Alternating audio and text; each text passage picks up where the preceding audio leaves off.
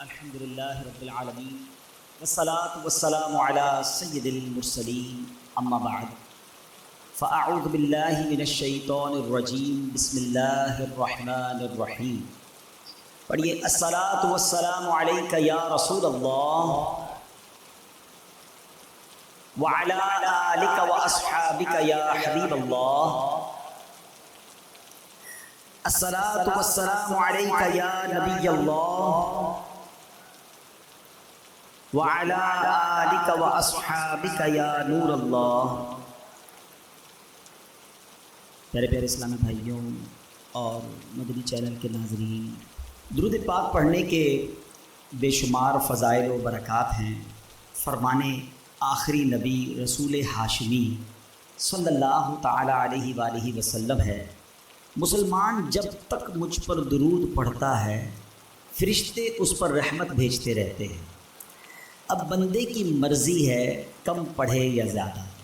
یہ کیسا فرمان ہے اور چند جملوں میں کیا کمال کی بات کر دی ہے کہ کتنی رحمتیں چاہیے، کب تک رحمتیں چاہیے اب تمہاری مرضی ہے. جتنا پڑھنا ہے تمہیں کم پڑھنا ہے تو کم پڑھو، یا زیادہ پڑھنا ہے تو زیادہ پڑھو. مثال دیتا ہوں، دنیاوی مثال ہے چوٹ کرنے کے لیے کہ کوئی بندہ آپ کے سامنے کھڑا ہو جائے، ہاتھوں میں اس کے پیسوں کی گڈیاں ہوں، ہزار ہزار کے نوٹ ہوں، کہتا جائے جتنے درود پڑھو اتنے 1000 روپے دوں گا. اب تمہاری مرضی ہے کتنے پڑھنے ہیں. تو بندہ کہے گا یار یہ گڈیاں تھوڑی تھوڑی اور لے آؤ، میں پڑھتا ہی رہوں گا، میں نے نہیں چکونا. ہر درود پر 1000 روپے، ایک درود پڑھے 1000 پکڑا دو، دوسرا پڑھے دوسرے پکڑا دو، تیسرا پڑھے تیسرے پکڑا، اور کتنے پڑھنے ہیں. ہم کہیں گے باقی سارے کام ختم، اتنے سارے پیسے مل جائیں گے. نبی پاک نے کیا خوبصورت بات کی ہے کہ بندے کی مرضی، جب تک درود پڑھتا رہے گا رحمتیں برستی رہیں گی. مجھے سچ بتاؤ، دنیا کے 1000 2000 5000 لاکھ 2 لاکھ کیا بیچتے ہیں میرے اللہ کی رحمت کے آگے؟ جس کے ساتھ رحمت الہی ہو جائے اس کے تو سارے غم دور ہو جائیں گے نا. اصل میں ہم لوگ ہیں فوری رزلٹ چاہنے والے لوگ. ہمیں لگتا ہے یار ابھی درود پڑھا ملا تو کچھ نہیں ہے. دنیا میں جو چیز فوراً ملتی ہے بندہ فوراً وہ کام کرتا ہے. دیکھیے یاد رکھیے، کچھ معاملات وہ ہیں جن پر ہمارا ایمان اور یقین ہونا بہت ضروری ہے. ہمارا پورا جو اسلام ہے نا، وہ آپ اگر دیکھیں تو ہم غیب پر ہی تو ایمان لائے ہیں. ہم اللہ پر ایمان لائے ہیں، اللہ کو دیکھا تو نہیں ہے. ہم رسولوں پر ایمان لائے ہیں، ہم نے رسولوں کو بھی نہیں دیکھا. ہم نے قرآن پاک نازل ہوتے ہوئے بھی نہیں دیکھا، ہم نے یہ بھی مان لیا کہ قرآن آسمانی کتاب ہے، اللہ کی کتاب ہے.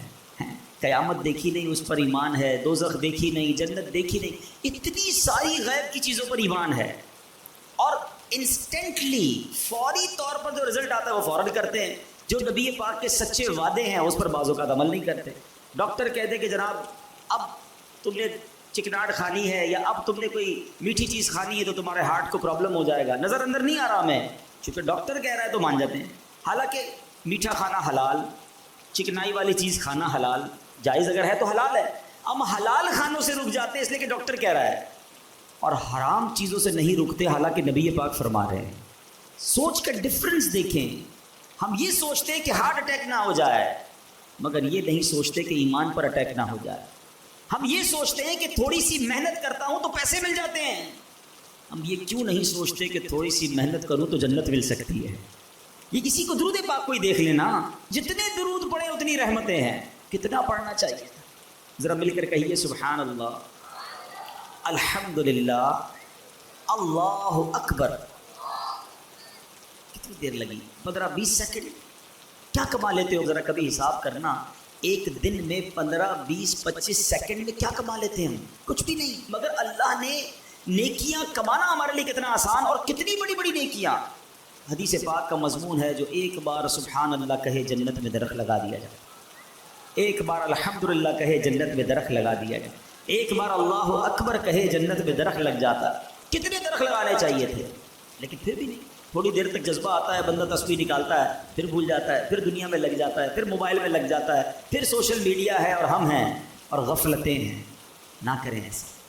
زندگی بڑی مختصر ہے، اچانک چلے جائیں گے، میں بھی چلا جاؤں گا، آپ بھی چلے جائیں گے. اللہ کرے یہ ذہن بن جائے کہ بس خوب نیکیاں کما کر جانا، اتنی نیکیاں لے کر جاؤں کہ جب قیامت کے دن جاؤں تو شرمندگی نہ اٹھانی پڑے. اللہ ہمیں کثرت سے ذکر و درود کرنے کی توفیق عطا فرمائے. آئیے مل کر محبت کے ساتھ بآواز بلند درود پاک پڑھ لیں. صلو علی الحبیب صلی اللہ تعالی علی محمد صلی اللہ علیہ وسلم. ورد لب ہر دم درود و سلام ہو، ورد لب ہر دم درود و سلام ہو، یا شہ عرب و عجم کر دو کرم آمین۔ پیارے اسلامی بھائیوں، قرآن مجید فرقان حمید ہر پارہ، ہر رکوع، ہر سورت، ہر آیت اور ہر لفظ ہمارے لیے اللہ کی بہت بڑی نعمت ہے۔ قرآن کی شان سبحان اللہ، یہ کلام اللہ ہے، یہ سب سے بڑا نبی پاک علیہ السلام کا معجزہ ہے، اور یہ ہم پر اللہ کریم کا بہت بڑا انعام ہے۔ قرآن کے اتنے فضائل ہیں کہ میں ساری رات اگر صرف قرآن کی فضیلتیں ہی بیان کرتا رہوں تو ختم نہیں ہوگا، مگر ایک جملہ مولائے کائنات شیر خدا کرم اللہ تعالیٰ وجہ الکریم کا اتنا کمال کا ہے کہ جس کو کہتے ہیں دل کے تار چھیڑ دیتا ہے۔ آپ کیا خوبصورت انداز میں قرآن کو سمجھاتے ہیں، شیر خدا ہے نا، علم کا، کہتے ہیں نا نبی پاک فرماتے ہیں میں علم کا شہر ہوں اور علی اس کا دروازہ ہے، تو باب علم ہے نا۔ کہتے ہیں جب میرا جی چاہتا ہے کہ رب مجھ سے بات کرے، کتنی بڑی بات ہے، اللہ سے ہم کیسے بات کر سکتے، کمیونیکیشن ود اللہ سبحانہ و تعالیٰ۔ آج بڑے آدمی سے بات نہیں کر سکتے، نمبر نہیں ملتا ہے، نمبر ملتا ہے تو فون نہیں اٹھتا، بیچ میں سیکرٹری، بڑے پرابلمز۔ اللہ سے بات کرنی ہے اور اللہ ہم سے بات کرے، کتنا کمال کا جملہ ہے۔ فرماتے جب میرا جی چاہتا ہے رب مجھ سے بات کرے، میں قرآن پڑھنے لگ جاتا ہوں، اور جب جی چاہتا ہے میں رب سے بات کروں، میں دعا کرنے لگ جاتا ہوں۔ ان دونوں کاموں میں کوئی زیادہ مشکل نہیں ہے۔ قرآن کیا ہے؟ کلام اللہ ہے نا، اللہ کا کلام ہے، تو گویا رب تم سے کلام کر رہا ہے، اور جب تمہیں رب سے بات کرنی ہے تو ہاتھ اٹھاؤ اور دعا مانگنا شروع کر دو، تم رب سے بات کرنا شروع کر دو۔ تو کلام اللہ کی تو کیا بات ہے۔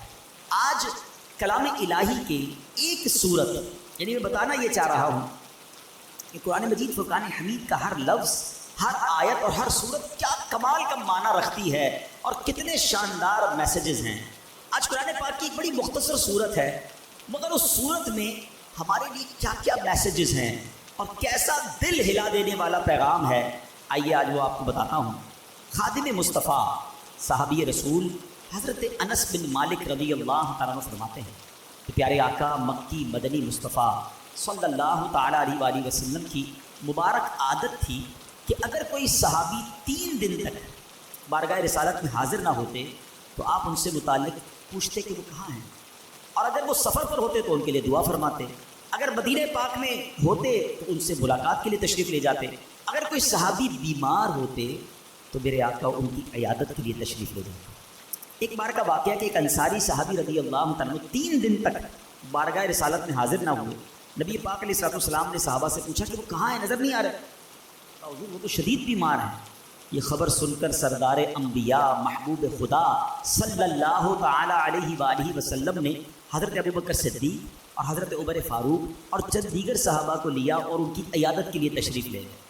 ہائے ہائے، صحابی کی قسمت تو دیکھو، آقا بھی جا رہے ہیں، صدیق اکبر بھی جا رہے ہیں، عمر فاروق بھی جا رہے ہیں، سر بالی انہیں رحمت کی ادا لائی ہے، سر بالی انہیں رحمت کی ادا لائی ہے، حال بگڑا ہے تو بیمار کی بن آئی ہے۔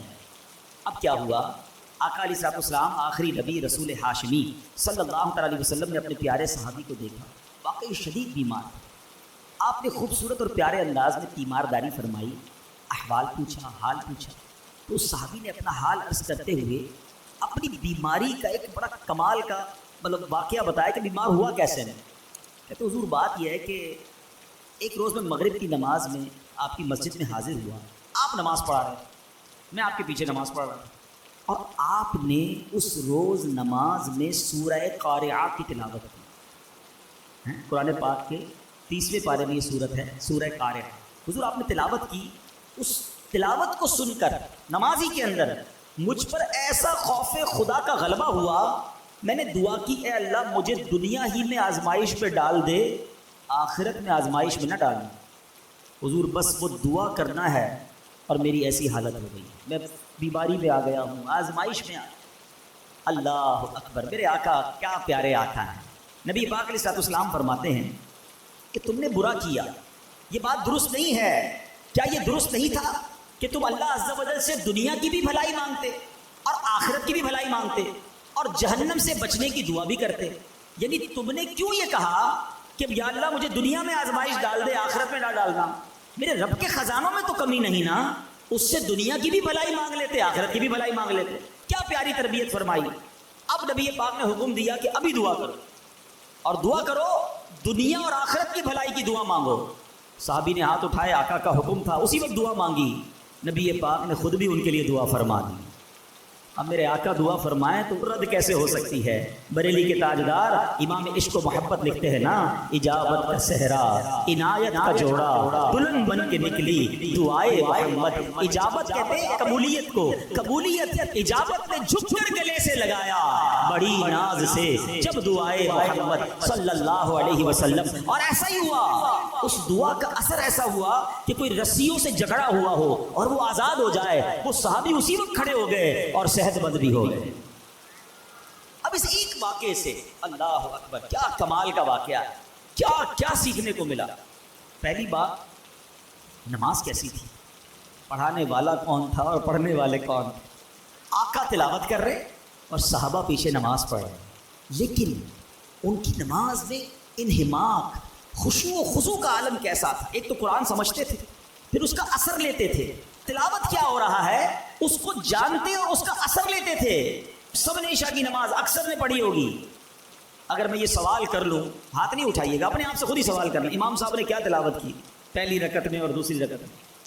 ارے عبدالحبیب بھائی اب تو ذرا دکان کا حساب ساتھ چل رہا تھا ہمارا، ہمیں کیا پتا کیا تلاوت۔ کبھی ٹیسٹ لے لیا کرو، سلام پھیرتے ہی پوچھ لیا کرو اپنے آپ سے کہ آج کیا تلاوت ہوئی۔ اچھا یاد بھی ہے، مثال کے طور پہ چلو کسی کو یاد ہے آج امام صاحب نے سورہ فیل پڑھی تھی یا جناب تبارک الذی پڑھی تھی یا کون سی سورت پڑھی تھی، مانا کیا اس کا؟ کب تک ہم قرآن بغیر سمجھے سنتے رہیں گے اور پڑھتے رہیں گے؟ کب قرآن کے نور کو اور اس کی چاشنی کو دل میں محسوس کریں گے؟ کب انڈرسٹینڈنگ آف قرآن کریں گے؟ میں نہیں کہتا، ہونا تو یہی چاہیے کہ مسلمان ہونے کی حیثیت سے مجھے اور آپ کو پورا قرآن ایک بار تو زندگی میں ہم نے ترجمہ اور تفسیر سے پڑھا ہوتا، لیکن چلو بھائی پورا قرآن پڑھنے کی بات کرتے تو لوگ ہی بھاگ جاتے ہیں۔ یار کم از کم یہ تو ہو سکتا ہے نا، ہم ثنا سے لے کر التحیات اور درود ابراہیم اور دعا تک جتنا نماز میں قرآن پڑھتے ہیں اتنا تو سمجھ لیتے، اس کو تو انڈرسٹینڈ کر لیتے، قرآن کی چند مشہور صورتوں کا معنی تو پتا ہوتا۔